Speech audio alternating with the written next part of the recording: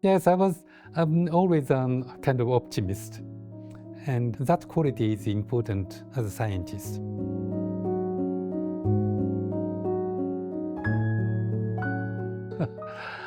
Well, I was born in Japan, in rural area. So, well, I really enjoy the playing in nature. Always after school, we go out together with other kids, and uh, until the sunset, we enjoyed well and playing in the river, just uh, going up the hills, and the place where I was born, um, facing the biggest lake in Japan, called Lake Biwa, and so we could swim there, and just 15 minutes bicycling, and then we can go reach the mountains. So lots of nature, and we really liked that life. My father, um, he majored Western philosophy at the university before World War II, and he could speak French and English and other languages.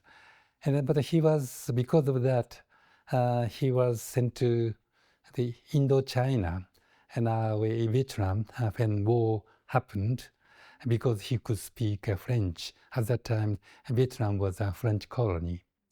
So the and then he came back to Japan after World War II, and then he decided to become a scholar in literature or philosophy. But at that time, it was so difficult to go back to university. So he decided to become the teacher at the high school. So he had lots of books, and he was reading to books for his kids, including me. So there were so many books in our house, and then I became familiar with reading books and various types, so various fields. That was why I'm fond of reading books.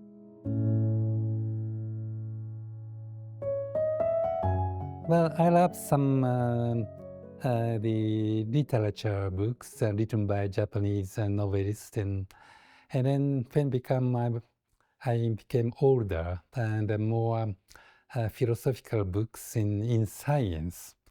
For example, still I like Jacob Bronowski's books, The Ascent of Man. I love his books, and then I recommend my students to read his books.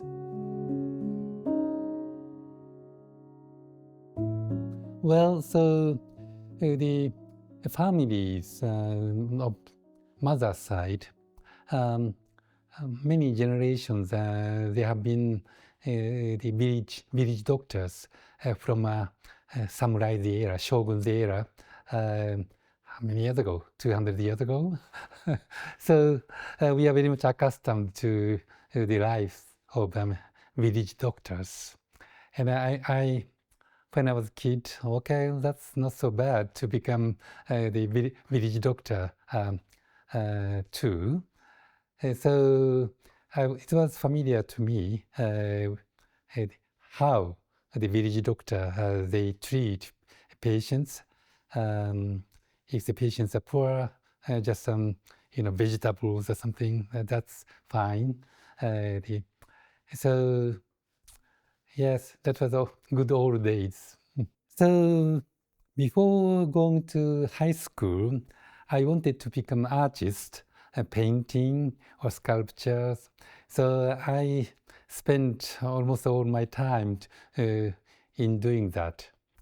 And then at the high school, and then I must decide what to do, become an artist or something else. And then I realized that I'm not so much talented artist. And then, as I said, the doctor, the medical doctor, that was familiar to me. So, well, medical doctor, if I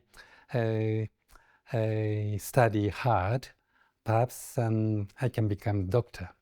So I decided to go to medical school. And then medical school, I wanted to become a psychiatrist. And then I realized that I'm not so good at talking to other people, at talking to perhaps patients. So something else. And then I decided to become immunologist, just studying the mechanism of disease, how to treat the disease. That may be a better, more suitable for me. That was my decision. And then if I'm not so much talented, I'll become a village doctor. But anyway, I've continued to the present day.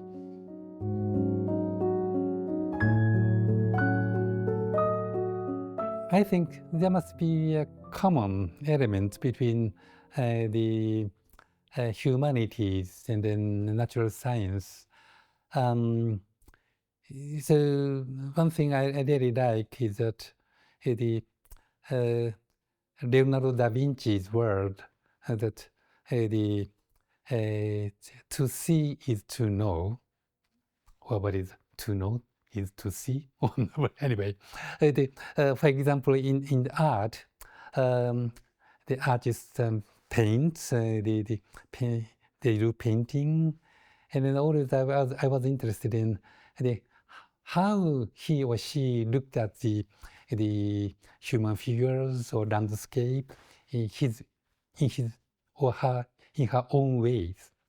So similarly, in natural science, how we look at the natural phenomenon events are a bit different from each among scientists. And then that is a kind of source of originality. If you become scientist, and then gradually you realize that, well, I must do that experiment and that experiment, but I don't have that the expertise. So I must to know that to get that knowledge, I must collaborate with somebody. So always, perhaps it's a good words by perhaps a German philosopher. We need door and also bridge. And sometimes we must shut the door and just concentrate on what you think is important.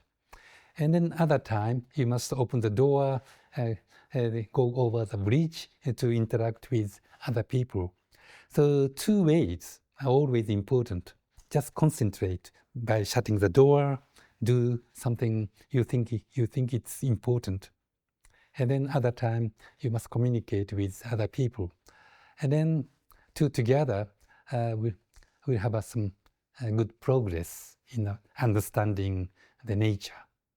When I was young, and I started my scientist career, and then of course not if you go to the scientific meeting to discuss with other people, but traveling fee, it's just save it.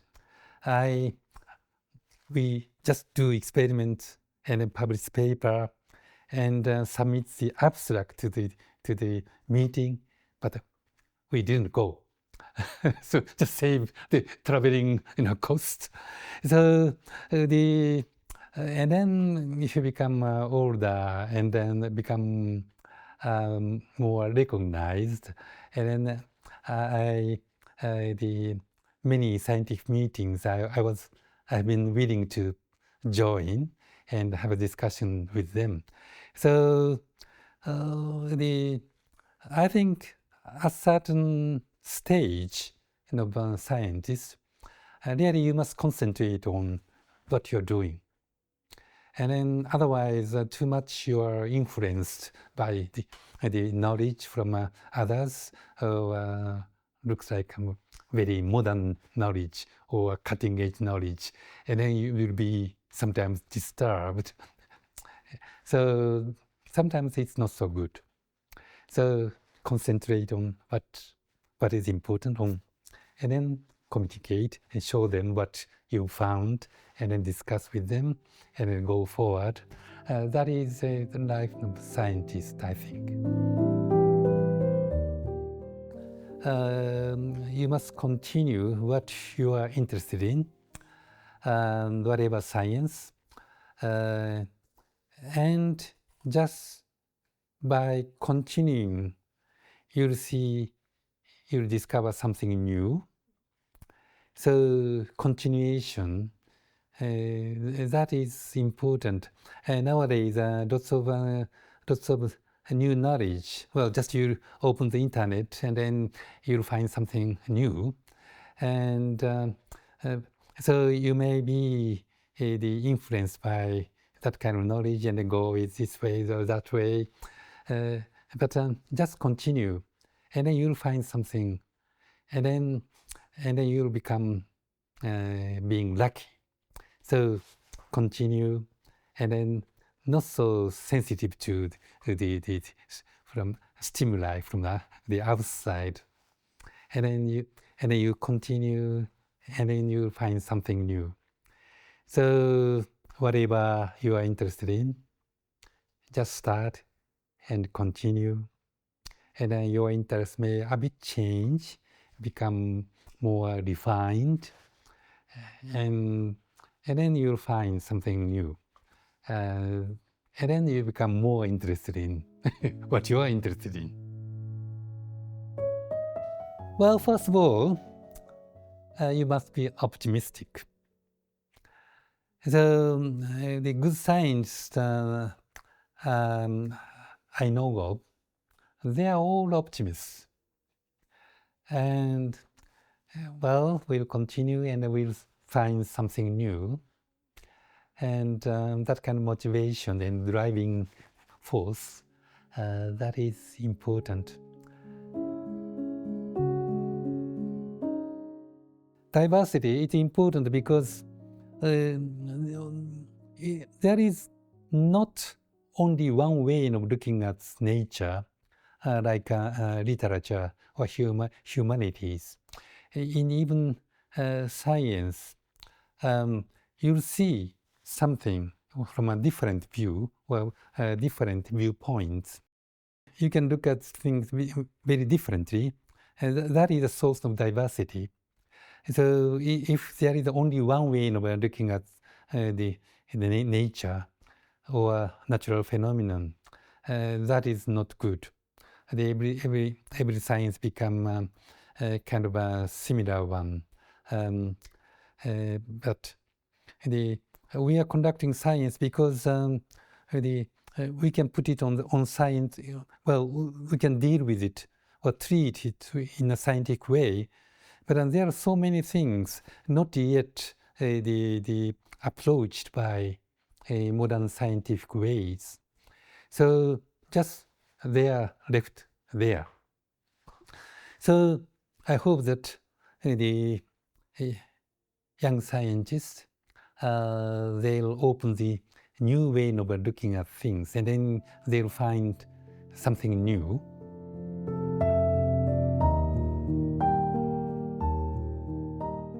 Every year, around the early October,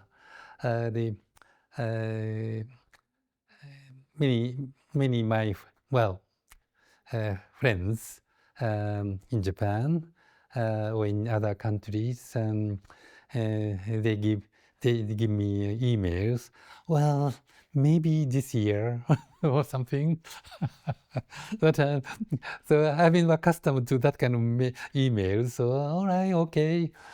So and then this year I had a call when I was in my office, and then that was really a pleasant surprise, and then really I was elated, and then that's fantastic. It was really a memorable day for me.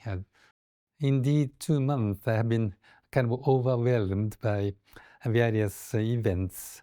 So interviews by many journalists and television broadcasts, and invited to give talks to various places. Well, we in this field, of course, we hope to contribute to clinical science, to the clinic, and how to treat patients.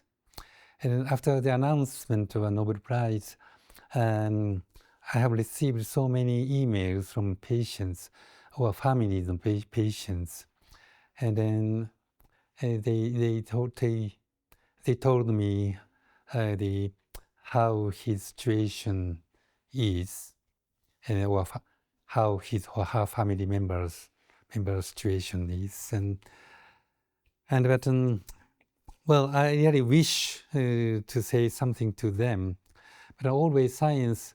We hope that science is progressing, and we do believe that in someday we can overcome these diseases, and then we'll find the way of treating the diseases. But then at this stage, still we are studying, and so always I must say that I'm sorry, I cannot say too good thing. I mean, we are doing, struggling to find out something the good for treatment, but not yet. Well, that's sad. I must say that. But I really hope that after this prize, and then if we have a more understanding from the societies or funding sources, and then facilitate the research and bring. We are working on regulatory T cells, so bring them to the clinic, and that's really I hope. So of course, the students in our university, they got excited, and family members, and my friends at high school days, and then so many people, and they celebrated me to have had this prize, and then always I have been asked, and then what I think about the Japanese science, and always I told them that, well, the conducting science or the science becoming more difficult than before in Japan. One reason is the kind of depend on the economy, and then funding. The size of the funding is become almost the same as say 20 years ago. And then so I told them, well, if you compare the Japan with, say, United States or China, so there's a big difference in GDP. But if you compare with, say, Germany, and then the GDP almost the same between Japan and Germany. But then you look at the immunology field, how much of support, public support or governmental support, and then that Japan is one third of in Germany.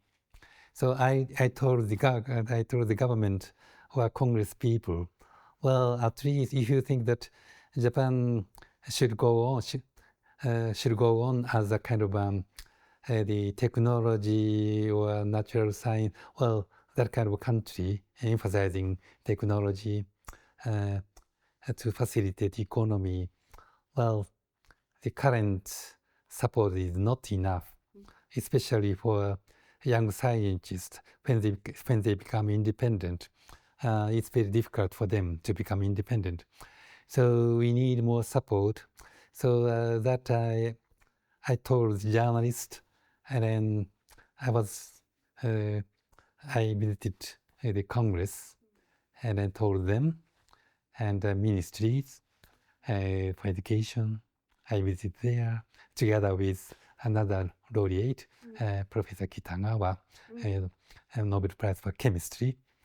So just these 2 months, we have been doing that kind of things in Japan.